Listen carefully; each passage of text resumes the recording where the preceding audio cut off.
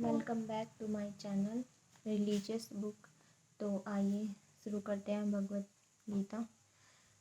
कुल शाई प्राणे सृजन्ति कुल धर्मा सनातना धर्म नष्टे कुले धर्म भवन्ति। अर्थात कुल का नाश होने पर सनातन कुल परंपरा नष्ट हो जाती है और इस तरह शेष कुल भी अधर्म में परिवर्तित हो जाता है। तात्पर्य वर्णाश्रम व्यवस्था में धार्मिक परंपराओं के अनेक नियम हैं जिनकी सहायता से परिवार के सदस्य ठीक से उन्नति करके आध्यात्मिक मूल्यों की उपलब्धि कर सकते हैं। परिवार में जन्म से लेकर मृत्यु तक के सारे संस्कारों के लिए वायुवृद्ध लोग उत्तरदायी होते हैं, किंतु इन वायुवृद्धों की मृत्यु के पश्चात सरकार संबंधी पारिवारिक परंपराएं रुक जाती है और जीवन के जो तरुण सदस्य बचे रहते हैं वे अधर्म में व्यसनों में परिवर्तित होने से मुक्ति लाभ से वंचित रह सकते हैं। अतः किसी भी कारणवश परिवार के वायुवृद्धों को वध नहीं होना चाहिए। अधर्म कृष्ण प्रदर्शति कुल शास्त्रे सरस्वती वासनाएं जयते वर्णानुगण। अर्थात हे कृष्ण जब कुल में अधर्म प्रमुख हो जाता है तो कुल की स्त्रियां दूषित हो जाती है और शास्त्रियों के पतन से ही वासुवंशीय अवांछित संतानें उत्पन्न होती हैं। तात्पर्य जीवन में शांति सुख और आध्यात्मिक उन्नति का मुख्य सिद्धांत मानव समाज में अच्छी संतान का होना है। वर्णाश्रम धर्म के नियम के इस प्रकार बनाए गए हैं कि राज्य और जाति के आध्यात्मिक उन्नति के लिए समाज में अच्छी संतान उत्पन्न हो। जिस प्रकार बालक सरलता में कुर्मानुगामी बन जाते हैं उसी प्रकार स्त्रियां भी पतानुमुखी होती हैं। अतः बालकों व स्त्रियों दोनों को के ही समाज के वायुवृद्धों का संरक्षण आवश्यक है।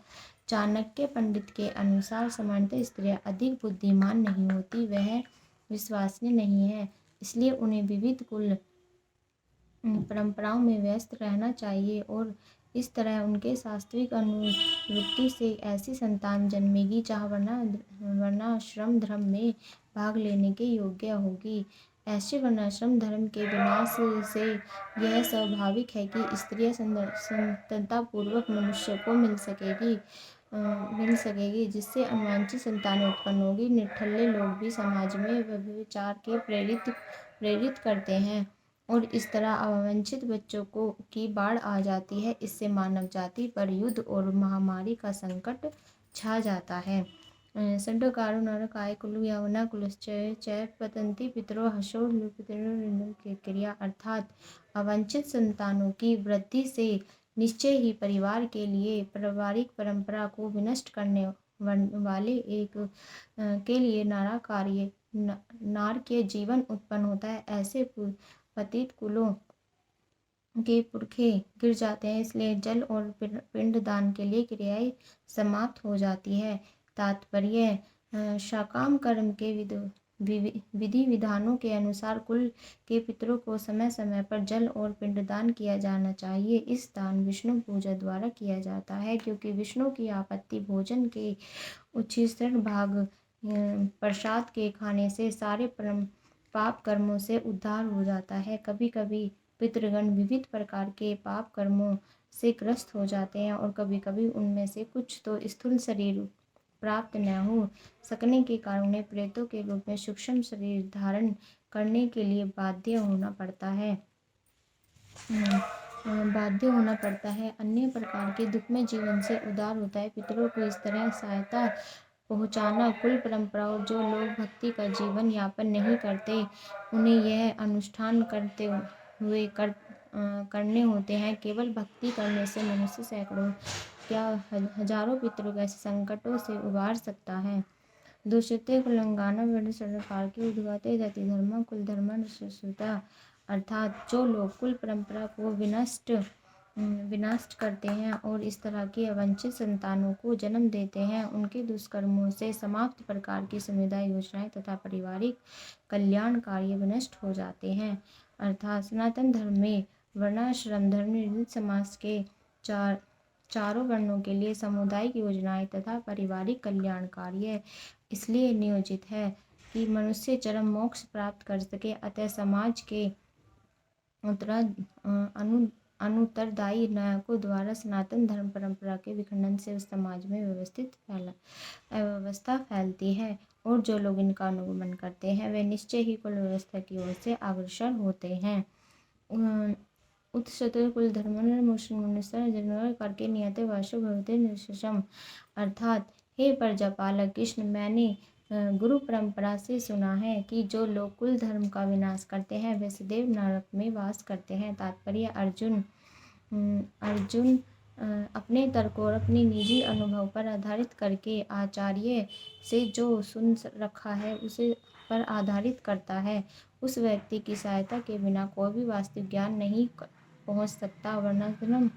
वर्णाश्रम धर्म की एक पद्धति के अनुसार मृत्यु के पूर्व मनुष्य को पाप कर्मों के लिए परिचित करना होता है। जो परमात्मा है उसे इस विधि का अवश्य प्रयोग करना चाहिए। ऐसे किए बिना मनुष्य निश्चित रूप से नरक भेजा जाएगा, जहाँ उसे अपने पाप कर्मों के लिए कष्ट में जीवन बिताना होगा। आहो बत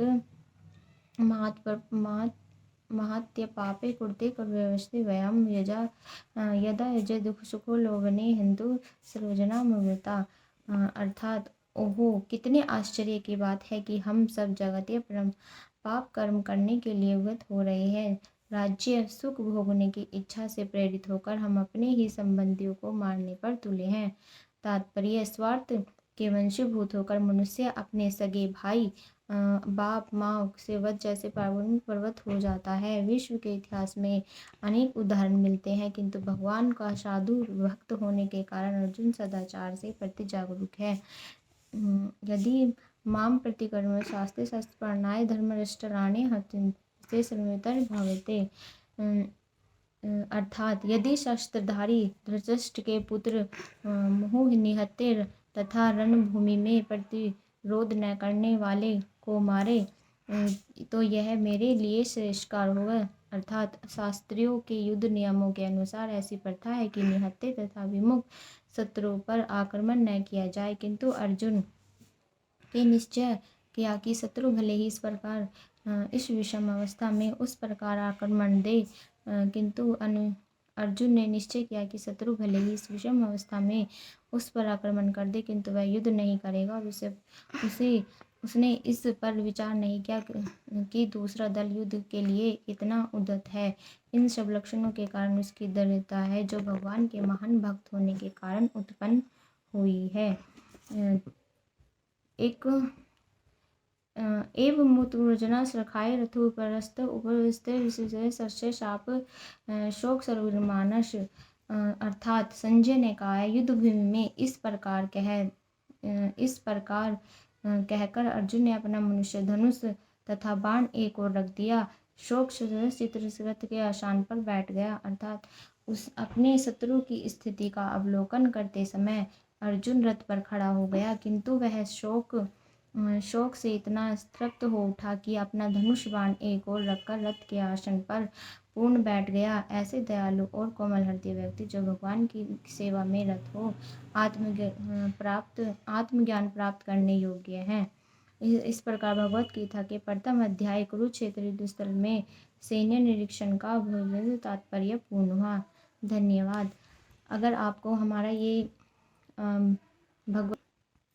हमारा ये वीडियो अच्छा लगा हो तो प्लीज़ लाइक और सब्सक्राइब करें, और हम आपको आगे भी ऐसे ही नई बुकें सुनाते रहें। धन्यवाद।